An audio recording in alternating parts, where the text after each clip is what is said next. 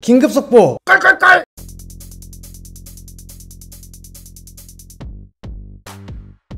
재밌어.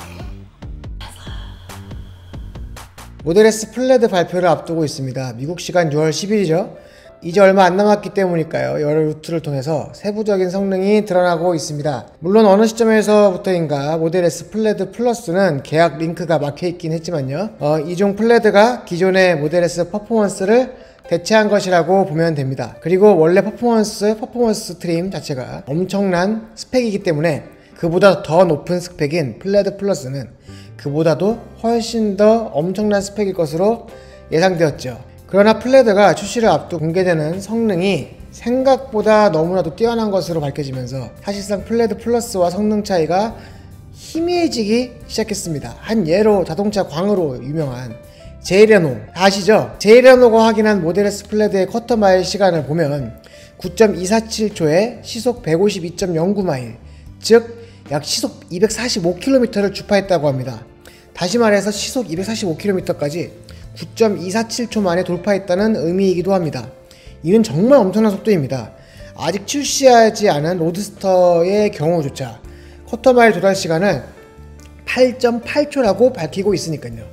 공식 홈페이지도 모델 S의 스펙이 점점 업데이트되어 다음과 같은 성능을 확인할 수 있게 되었습니다. 플레드의 경우 0-60마일이 1.99초이고 플레드 플러스는 그보다 더 빠르다 라고만 밝히고 있네요. 최고 속도는 둘 다 시속 200마일인데 말도 안 되는 실로 엄청난 수치네요. 시속 322km니까요. 와, 이건 뭐 신호 위반은 둘째치고 공도에서 이걸 찍어볼 수 있는 도로가 있긴 합니까? 여튼 사실상 성능은 비슷한데 딱 하나 큰 차이가 있다면 바로 주행 가는 거리입니다.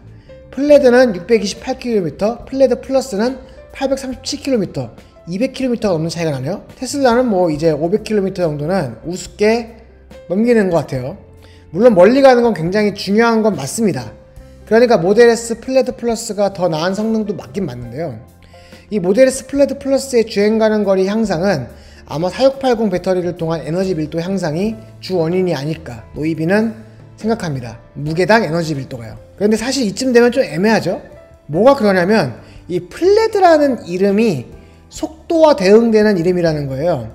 격자 무늬가 뒤로 이렇게 막 밀려나는 그런 모습을 나타낸 스페이스볼스의 속도 표현을 그대로 차용한 이름입니다. 이와 관련돼서는 노이비가 완벽한 분석을 하였으니까 꼭 한번 봐주시기 바랍니다. 노이비 플레드 검색하시면 나오고요. 꼭 시청 바랍니다. 그리고 마침내 캐릭터들은 보게 됩니다. 격자 무늬. 그건 통제할 수 없는 속도의 플레드 모드에 도달하게 된 것이죠. hell was that? Spaceball 1. They caught the plan. 플레드로 가버렸어. 오케이, 땡큐. 네, 여튼 플레드라는 이름은 다시 말씀드리면 빠른 속도를 나타내는 상징입니다. 플레드 플러스라면 당연히 속도면에서 플레드보다 유의미한 속력을 보여줄 필요가 있겠죠. 주행거리보다는 속력에 방점이 찍혀 있어야 하는데, 그런데 플레드 플러스도 아니고 플레드의 속도가 더 빠른 것으로 알려진 테슬라 로드스터의 턱 끝까지 쫓아온 마당입니다. 이게 좀 애매해지는 상황이 된 겁니다. 플레드 플러스가 플레드보다 그렇게까지 차이가 안 나고 또 플레드보다 좀만 더 빠르면 로드스터의 속력에 근접하게 됐다 이 말입니다. 참고로 로드스터의 성능은 시속 400km에 쿼터마일 8.8초라고 밝히고 있습니다. 즉 모델 S 플레드 플러스가 모델 S 플레드보다 더 빨라지려면 빨리 달리려고 존재하는 차 테슬라 로드스터만큼이나 빨라야 한다는 상황이 된 겁니다. 게다가 모델 S 플레드 플러스는 4도어 풀사이즈 세단이에요. 테슬라가 만들 수 없다라기보다 이걸 만들어버리면 포지션이 어정쩡해지고 로드스터 수요를 잠식하게 되는 상황까지 이르게 된 겁니다. 심지어 값은 로드스터보다 훨씬 더 싸요. 이런 현타 때문일까요? 일론은 어제 충격적인 발표를 합니다. 바로 모델 S 플레드 플러스 계획을 캔슬한다. 트위터를 통해서 담백하게 설명한 내용은 다음과 같습니다. 플레드 플러스가 취소되었다. 플레드가 너무 좋기 때문에 필요가 없다. 아니 그러면 왜 계약을 받았어? 라고 생각하시겠죠? 근데 뭐 어쩌겠어요. 테슬라는 언제나 테슬라 마음대로 계획이 바뀌어갖고 일론은 원래 그런 사람이고. 또 영악하게 보면 애초에 모델 S 플레드 성능을 그냥 롱레인지보다 적당히 빠르게 좀 빠르게 대충 만들었어야 되는데 테슬라가 기술 적용을 그렇게 게으르게 하지 않는다는 의미이기도 한 것 같습니다. 그러다 보니까 모델 S 플레드가 너무 빨라진 거야. 성능을 세분화해서 트림을 세분화하지 않겠다라는 것이죠. 어차피 뭐 모터 개수도 트라이 모터 똑같이 3개고 가변형 리어 스포일러도 결국 플레드에 탑재되게 되었고요. 네, 테슬라는 결국 플레드 플러스라는 모델은 출시하지 않는 것으로 보입니다. 네, 그럼 여기서 생기는 몇 가지 의문사항. 첫 번째, 그럼 이런 발표가 번복될 가능성은 있을까요? 뭐 어떻게 알겠습니까 제가. 다만 노이비는 가장 공감이 되는 기사를 소개해드리는 것으로 제 생각을 답으로 대신하겠습니다. 더 버지의 기사 전해드릴게요. 머스크가 플레드 플러스가 취소되는 것에 플레드 모델의 신뢰를 높이기 위해서 트위터에서 농담을 했을 가능성도 있지만 테슬라 비즈니스에 대한 과거 트윗이 미국 증권거래위원회 SEC죠. 여기에 이미 얽혔던 경력을 봤을 때 그 가능성은 희박해 보인다. 네, 저도 같은 이유로 플레드 플러스 캔슬이 번복될 거라고 생각하지 않습니다. 이거 번복하는 것이 오는 또 문제가 생길 수 있거든요. 법적으로도요. 자, 두 번째, 모델 S 플레드 플러스의 주행 가능 거리에 대한 혁신은 향후 어떻게 될까요? 사실 저는 테슬라 모델 S 주행 거리의 비약적인 발전이 모델 S 플레드 플러스에만 적용된다는 것에 다소 의문이 들긴 했습니다. 왜냐면 노이비는 이러한 주행 가능 거리의 드라마틱한 향상이 가능한 가장 큰 이유가 4680 배터리 때문인 것이라 생각하기 때문입니다. 가장 중요한 것은 향후 모든 모델 S에는 결국 궁극적으로 4680 배터리가 도입될 것이기 때문입니다. 그렇다면 결국 모델 S 롱레인지와 플레드 역시 지금 대비 에너지 밀도와 출력의 상승으로 자연스럽게 주행 가능 거리가 길어질 것이죠.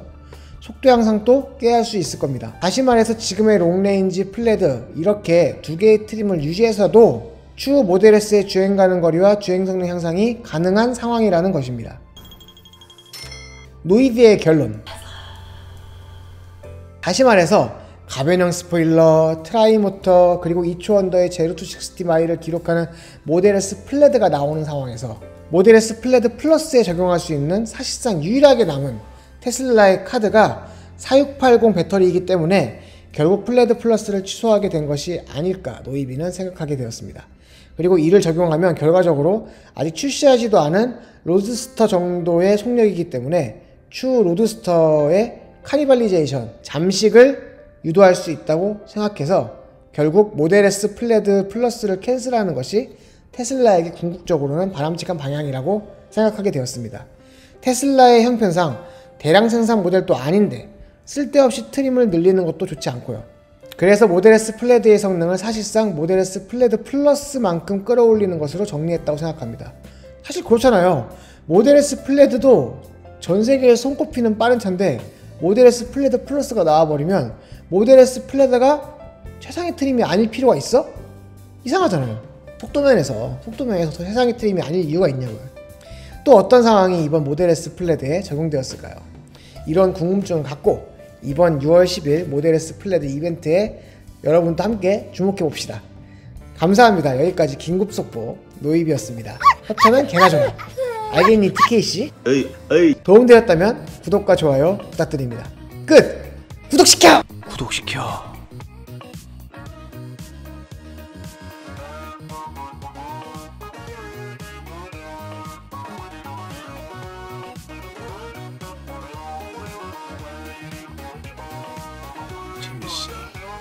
겁나 고독하구만 세이섭디.